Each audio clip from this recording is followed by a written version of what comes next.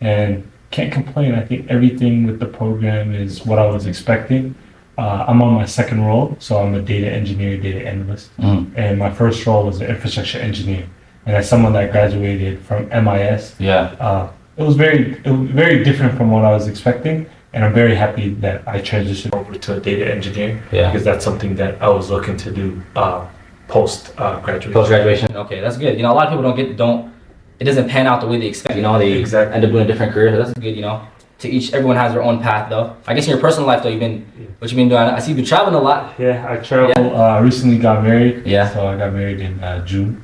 And, congratulations. Thank you, bro. I appreciate it. And to be honest with you, life has been good. I ended up going to Barcelona. From Barcelona, I went to Spain. And I went to Barcelona and Madrid. Yeah. And then from there, I ended up going to Portugal. Okay. That's my top down. Portugal's your top favorite? Amazing place. I recommend everyone to go there. And listen, I'm gonna take that recommendation seriously. Yeah. And in the spring, I'm doing study abroad. Yeah. In London. So you know, obviously, I'm trying to hit some other spots. Yeah. You know, potentially. Yeah. Portugal, I've been hearing good things. Amazing, bro. Okay. Portugal's amazing. I'm a Ronaldo fan too, so. Yeah, hey, they have Ronaldo everywhere over there. Yeah, okay. That's good to hear. And then, yeah, I also ended up going to Morocco, so I did a whole little Europe trip. Okay, that's what's up. Well, I guess we get started here. Welcome back to another episode of BlackXcellence. We back at it like a bad habit. Today we have another esteemed, well-renowned guest. Actually, was in this very same building since 2024 when you graduated. Correct. Yeah, so you know. Not too far gone, one of my good friends. Before we get to that, if you're tuning on Spotify, make sure it's 5-star. YouTube, make sure to like the video, subscribe, turn on post notifications.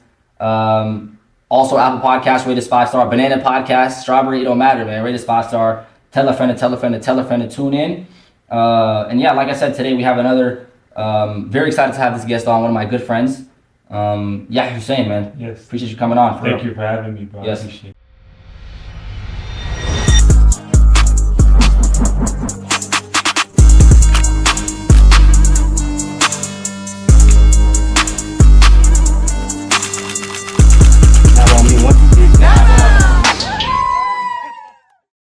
For sure. I guess what you've been up to, I know this is this your first time in the Brew Lobby since you graduated? I think, first time. I've been here since I graduated in June 2024, May 2024. Is it look different? Everything look the same? Low key. I don't remember all these pictures being up here. And it was when I was here, it was called Carlson School of Management. Now, the Minnesota Carlson. We got a rebrand, man. You got a rebrand. Hey, you feel me? Everyone involved. I guess Carlson's not astray from that. So. Yeah.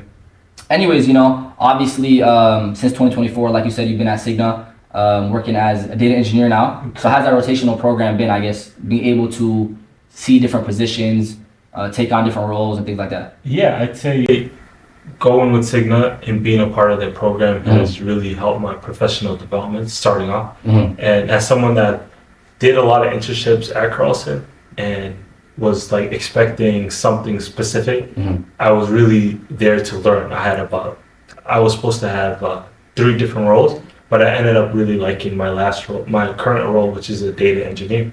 And just everything panned out the way it was supposed to. I think in life, you know, you think everything's gonna be specific, but my role specifically with Cigna has been amazing. I have a manager and I have a teammate and teams that are supportive. And actually, one of my teammates actually went to Carlson. No way. So we got a Carlson team right here, Carlson duo.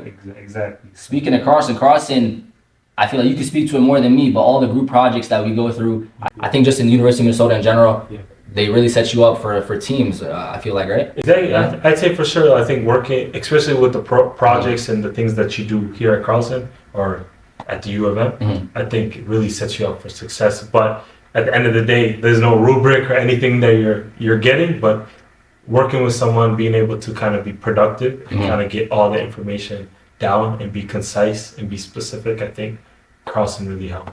Definitely. And I guess I can attest to that right now with all these classes I'm taking. Junior year, you know, a lot of rigorous stuff, but it's still fun at the end of the day, you know, just cherishing every moment of it. I guess, you know, one really important topic we wanted to cover during this episode, you know, was the aspect of life after graduation when it comes to, you know, early career pathways, you know, how to navigate those. And I guess in your in your experience, in your journey, how did Carlson and your peer network set you up for early career success? And how can students make up the most of their connections today? I'd say one thing that Carlson did really well to set me up for success in the beginning was kind of being able to give us a roadmap, essentially, and things to kind of understand in the real world. And kind of to go back from there, when you start in corporate, you got to understand that it's not like a class, and you don't get those breaks or those things that you usually get at school. But basically, in a sense, you kind of have to take everything seriously. And starting off with, for example, on the technical side of things, we were given like a project, and within these MIS classes, you're given I don't know how to say it, but basically like you're given like a problem and solve that problem.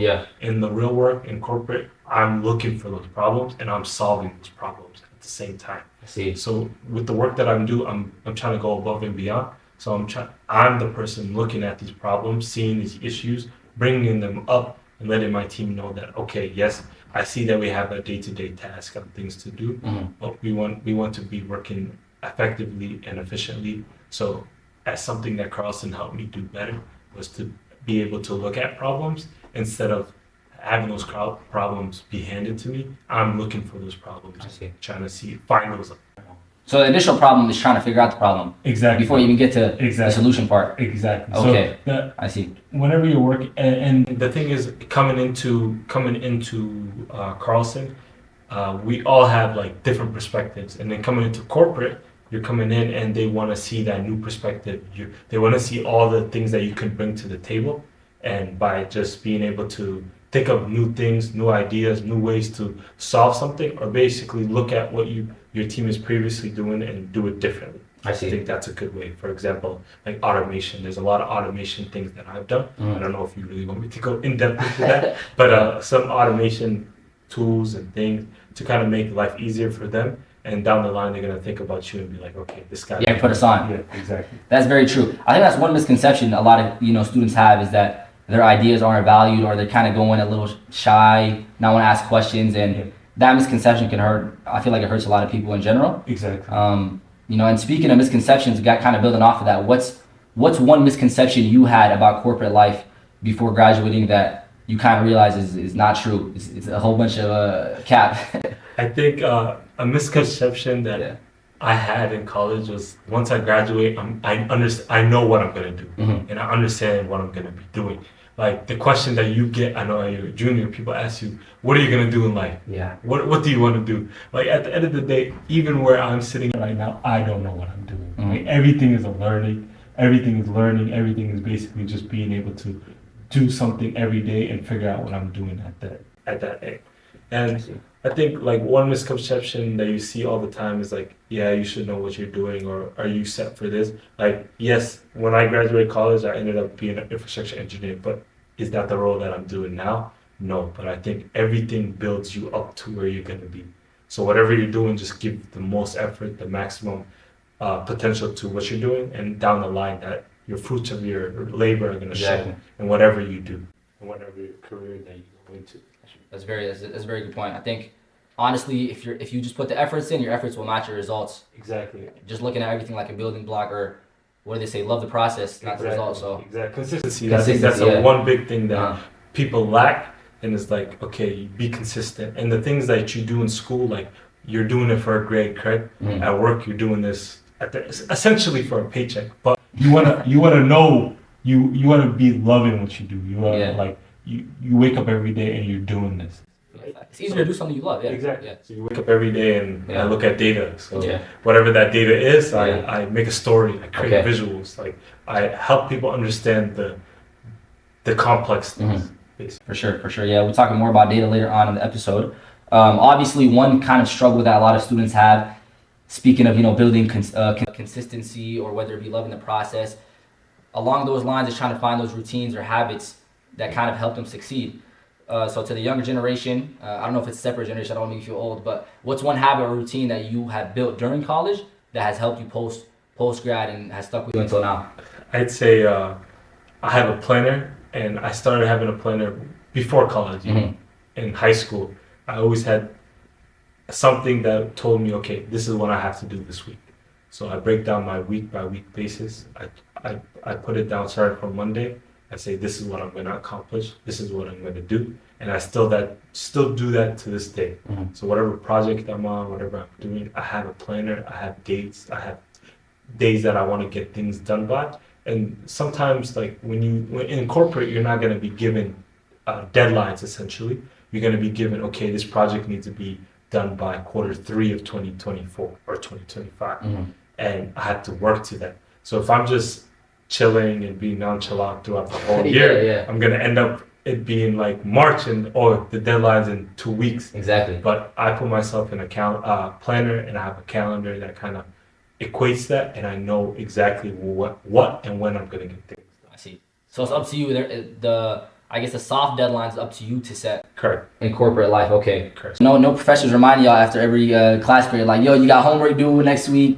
None of that stuff, yeah? Exactly. Okay, that's interesting. If you don't got something done, it looks bad to your image and looks bad to your brand. Exactly. Because you're trying to, at the end of the day, try to level up. And if you're not meeting deadlines, which is like the minimum expectation is to meet the deadline. Yeah. Even if you don't got the work done, like you want to be somewhere that you can showcase what you've been doing over the past few months. For sure. And I guess when it comes to your plan, your weekly planner, just curious, do you break it down by days as well, or since it's like such a broad timeline, you just keep it at weekly and then go into each week and rank the priorities and then do it there? So based off the week, I break it down Monday through Friday. Okay. So I start with what I know I'm going to do, and I break that down Monday through Friday. Things stay consistent, so every Monday I go through some basic things of the week and try to catch up on what I haven't done last week. And then on Wednesday, I have a release that comes every Wednesday, so I kind of prioritize that day. Friday is basically trying to like put the week together, figure out what I'm going to do next week. So that's kind of like how I break down my schedule Monday through Friday on a weekly basis. So every Monday I pull up new planner, and that's what I'm going to be looking at. For sure. Okay. That's interesting. I'm gonna have to add that to my bag. Yeah. But how many of those days do you work with data? I know you're a data engineer, but it's a lot of like meetings that you're doing. I'm sure there's a mix of things, but I guess if you have to put a percent on it, how much of it is actually time spent looking at data, analyzing data, that sort of thing? I'd say in the beginning it was more like 40-60, but now I'd say it's more 70-30. And to be honest with you, the time that you're looking at the data and the time that you're like, even in the meetings that we're doing, it's meetings because of the data that we're looking at. So you could say 100% of the time we're looking at the data. Yeah. But in those meetings, we're talking about how we're looking at that, different ways to analyze that, different perspectives from different teammates. But honestly, I'm usually hands down looking at Databricks, looking at what is it called? The other tools that we have. I see. Kind of Tableau to see visuals of like the data that we're looking at. So everything is tied back to data essentially, just Exactly. from different perspectives. Okay. Exactly. Okay. Speaking of data and using data to build decisions, among other things that are needed for data when it comes to working with data, there's also a lot of misconceptions that are there. So what's one misconception that a lot of students have about working with data that you turned out to be not true when you started working there? So one misconception I would say is like when you think about data, you think of data entry. Like your teammates give you data, they want you to analyze it and send a report by the end of the day or the end of the week, which essentially is not true. The data that we work with at the end of the day, it's all in the cloud. Everything's on the cloud. So you're not ever going to be given like an Excel sheet and told to analyze this data and look at it. You're basically going to go into that data and pull it from different production lines or development line and kind of see, okay, what am I looking at? What am I seeing? And to be honest, you think you're always going to get an answer for things. You're never going to get the right answer. The way I get an answer to something might be different, but we might come up to the same like checkpoint at the end of the time. So I could look at my development data and make an analysis on an issue, but my teammate could look at production data and then make an analysis to the issue. Depending on what specific issue we're looking at, there's always a different answer and there's always a different way to look at things. So with data, it's always, you'd say it's so much information, but everyone can kind of come to a different conclusion. Yeah. So in the corporate world, how is the decision made? Is it if me and you have a different conclusion that we come to? Correct. How does boss man make the decision? So at the end of the day, you look at how you got to where you got, and we look at what's the strongest way we can evaluate or analyze this data. So if you came up and you said that you're getting this specific amount of hits on this specific scenario, then we look at that. We look at the way that I look at it, and depending on if I'm looking at the development versus production or tables, sometimes the production tables are more accurate than the development tables, which are sometimes a little off. I don't want to go into the nitty gritty things, but most of the time, production data is what you want to look at. And then sometimes you can't find that either in the development or the production table, and you have to look into like the raw data and look at specifically how did this data even come into what we're looking at. And with insurance, there's always different things that you need to look at. Plus, on top of that, there's like PHI information that you need to be aware of. So you can't just look at a data and send it and say, look at it.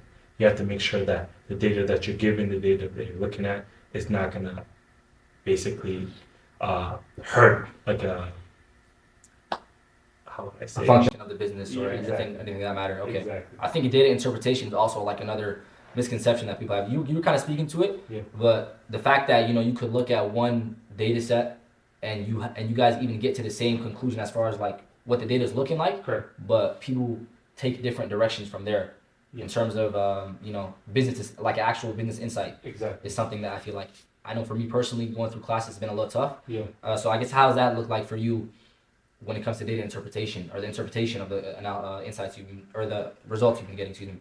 That's a good question, to be honest with you. And I could start off by saying, like, with that, you really never know exactly how to interpret data. And the best people that interpret the data are the people that have been there the longest, or the people that have experience with what they're looking at. And that's why, as someone that's like pretty new to the industry, I always reference back to people, my coworkers, and people that might know the answers better than I do. Because, for example, everything that we work on has migrated to where we're at now. So I might see something that I have no idea what it is, and I don't know how this data is being interpreted from one tool to another. But this person, for example, my manager has been working in here for 20 years, so they know everything that they're talking about. So if I tell them, okay, there's this specific variable that I want you to give me a better understanding of, because I'm interpreting this way, do you think it's correct? And they'll be able to kind of give me a summary of like, okay, maybe you're looking at it a different way. This is how it's supposed to be interpreted. This is how it's supposed to be looked at. And then you would think that there would be like a data tool where it explains what every function or what every variable stands for. But in reality, there's not. You gotta understand what it is, and if you don't understand, you gotta ask, or you gotta look into it and see the rules and see what they do. And even after you look at the rules of some data, you might not understand it specifically on what it's doing, or sometimes it might be doing it wrong if you're looking at data that's not accurate, and you might have a different misconception. So it's always good to clear it up with like a manager or someone that's been there long. Important to rely on your network for sure. Exactly. The connections you have, they have more experiences, so I guess relying on them is something that could always be beneficial. Exactly.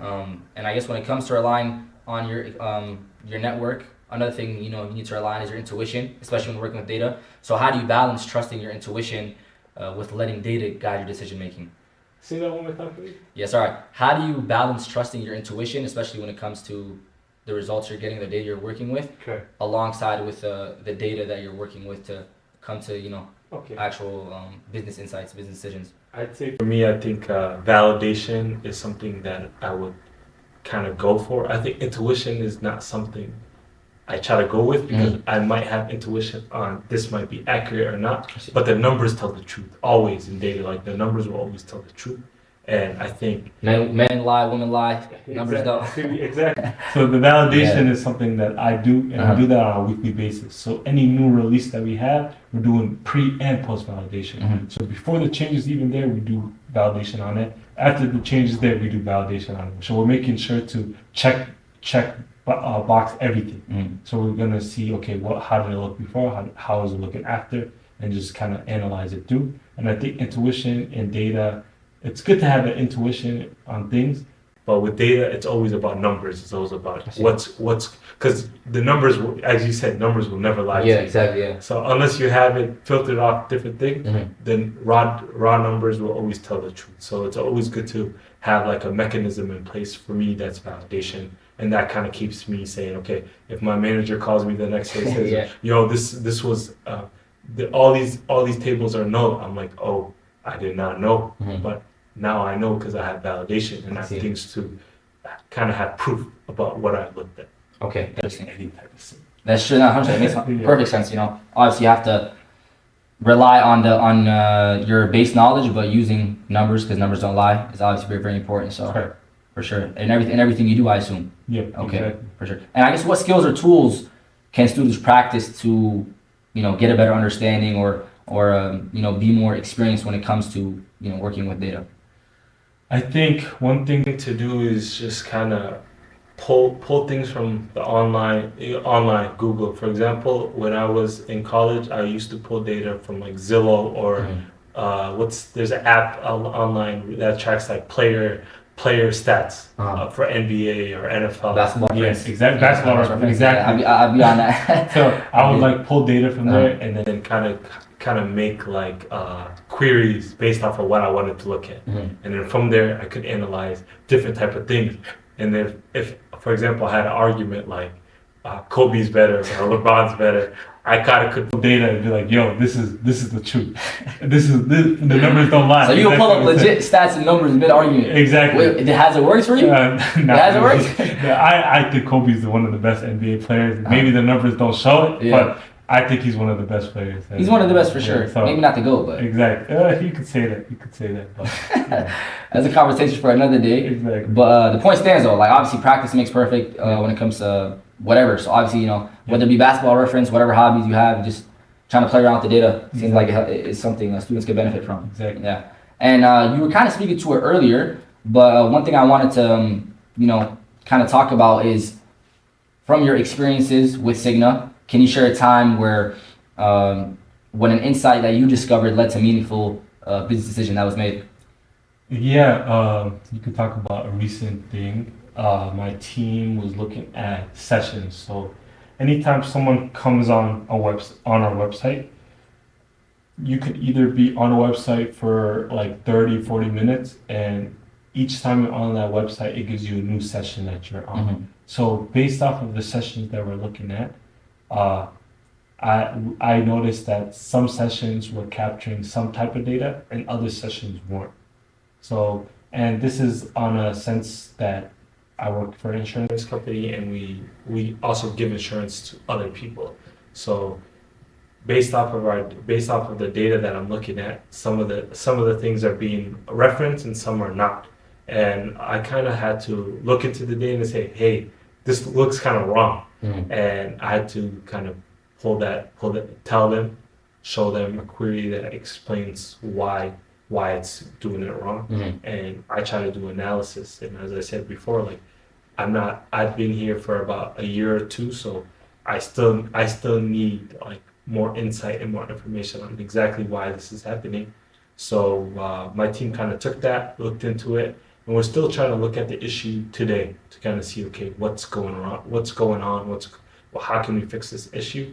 And it's just hours and hours of like analysis to kind of see that, and you gotta like check your T's everywhere. Like, okay, this works, but this doesn't work. Okay, now let's look into that. And it's very tedious at times, but once you actually find that problem and you solve it, that's where kind of the reward comes. And at the end of the day, we're giving a better experience to our users because they're gonna get accurate information from what we give them. Yes, sure. Okay. So obviously there's a lot of real world scenarios where data makes a meaningful change. Whether it be for user experience or I feel like behind the scenes there's a lot of stuff that goes over our heads. So correct. Interesting to hear from like a first-hand perspective. Exactly. And data is something people think like data engineering, all that is new. You've always been working with data. Everything has data. So it's just the way that we analyze it, and the new tools that are out today are better ways to analyze things that was always looked at before. So I'd say that's one thing to always mention. And I don't think it's like a dying field, as people would say. Like some people think, like software engineering, for example, people think it's gonna lose to AI, for example. But I think with what we're doing in today's world, data is always going to be relevant. So I see. Yep. Why do you think data will always be relevant, or why do you think, I guess, understanding data will always be a critical skill, no matter what field you go into? So, for example, an AI tool is only it's only mirroring the data that's there in in that tool. Yeah. So, for example, like ChatGPT is pulling data from a source or somewhere, and I'm not going to go too much into depth with it, but if that data is not valid, if that data is not accurate, you're going to get wrong. You're going to get wrong answers from your prompts. Yes. I see. So, to be honest with you, if a tool in the future is being used and the data is not correct, no one's going to use that tool.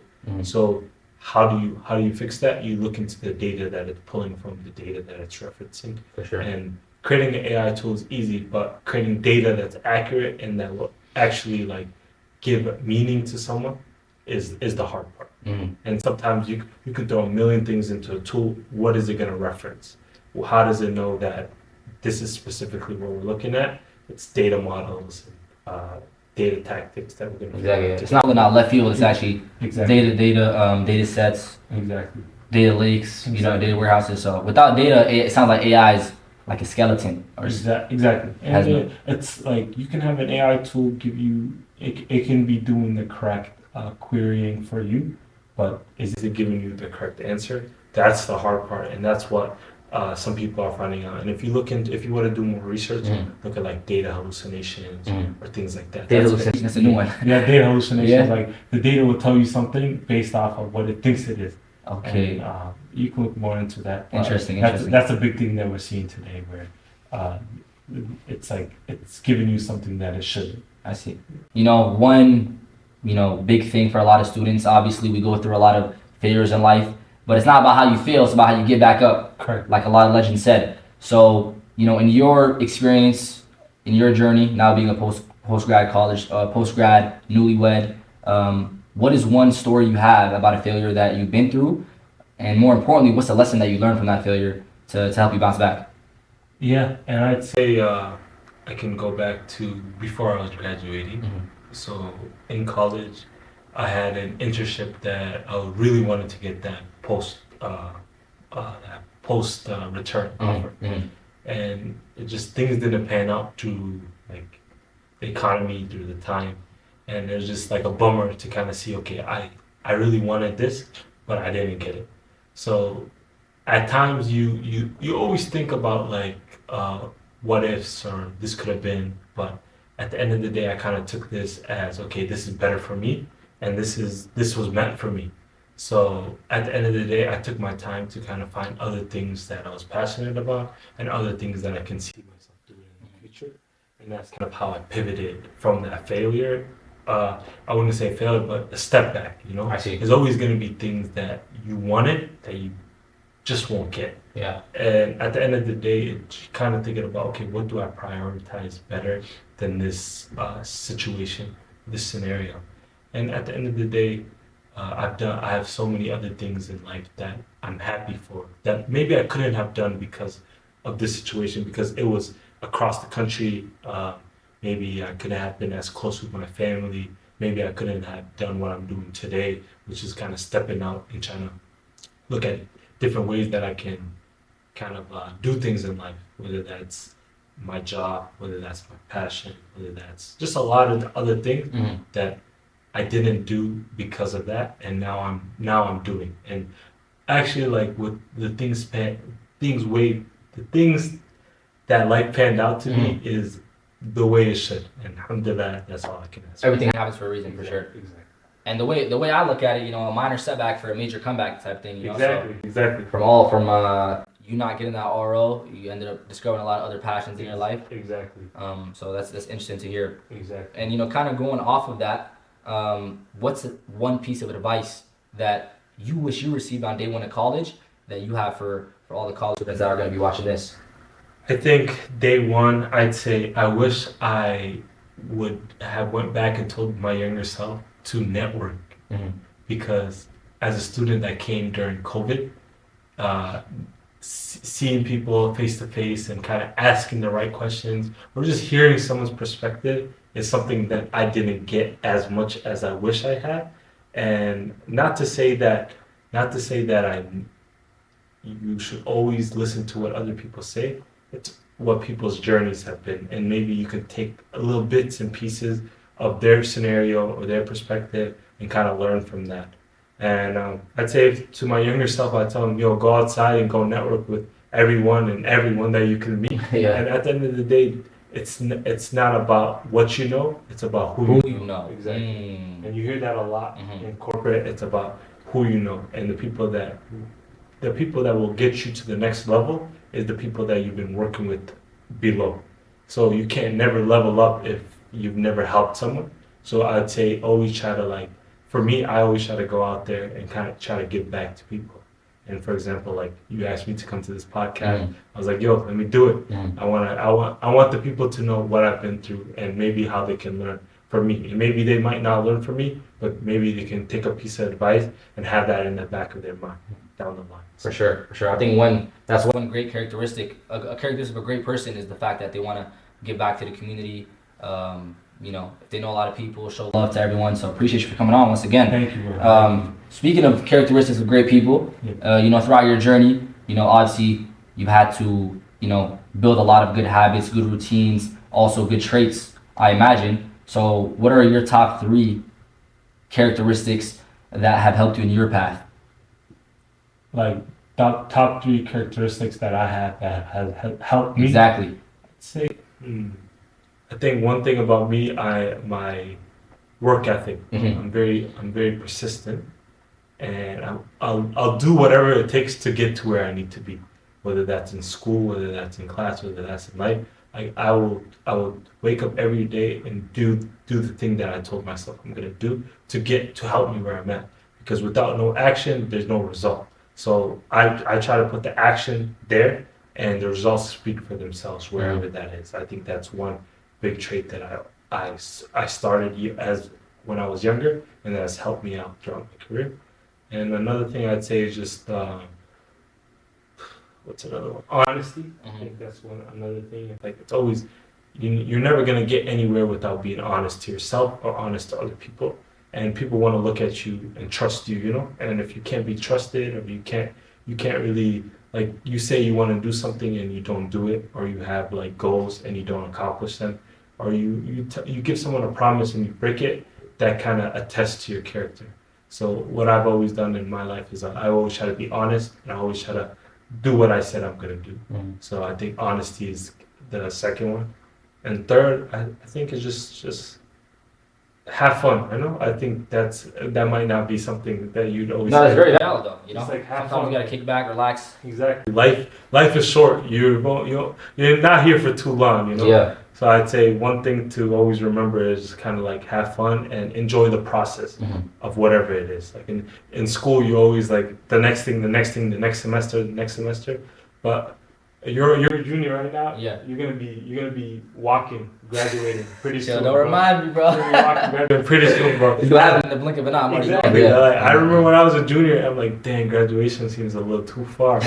Or a freshman, you say that graduation seems a little too far. Man, those 4 years go by fast, and I say enjoy them while you can, and just like try to use the best of it, because you're never gonna have like an experience with the young people like this and be able to kind of like, I don't know how to say it, like be able to kind of like take in all this knowledge from other people in one environment. And you do that in elementary, you do that in middle school, you do that in high school, you do that in college, and then comes the real world. You're kind of not fending to yourself unless you build those communities beforehand. Just enjoy life. Hopefully. Well, yeah, those are three great characteristics. I'm definitely taking notes. I think the point of having fun though is very important. I feel like a lot of times people tend to take things too seriously because they're trying to achieve their goals, but sometimes just zooming out for a second could be very helpful. Just chilling, whatever hobby it may be, hooping, snowboarding. I know we're talking about that. Exactly. You know what I mean? A lot of people don't know about snowboarding, man. Take a snowboarding class in college. They have it at the U, yes. Whenever you have a chance, take that class, and I'm telling you, I learned so much, man.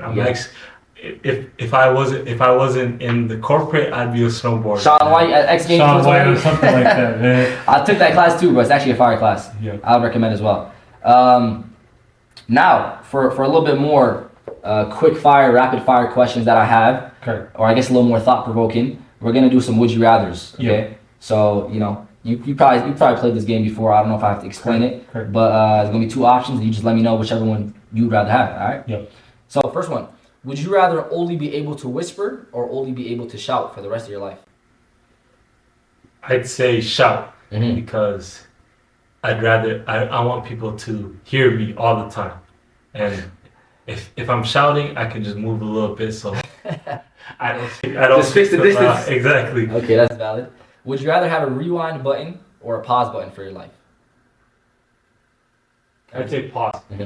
To be honest with you, life goes by too fast, and if you can pause it in a specific time period and just enjoy it, sometimes you just need to enjoy it. As like, let's say you go on a vacation, you want to enjoy that, man. You pause life. You got 3 days left now. You pause. You feel me? Just chilling on a beach. Yeah. Okay, that's valid. I think rewind is a little too much. Like I don't regret anything. You know, I always want to move forward with things, and if I've done something, I don't want to go back to it. So I like the pause button.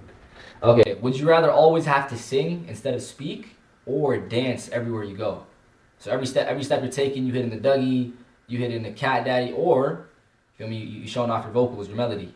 I'd say dance, because I can't dance or sing. I don't want to be embarrassing myself all the time. With dancing, at least people who can, like, they don't have to look at me dancing.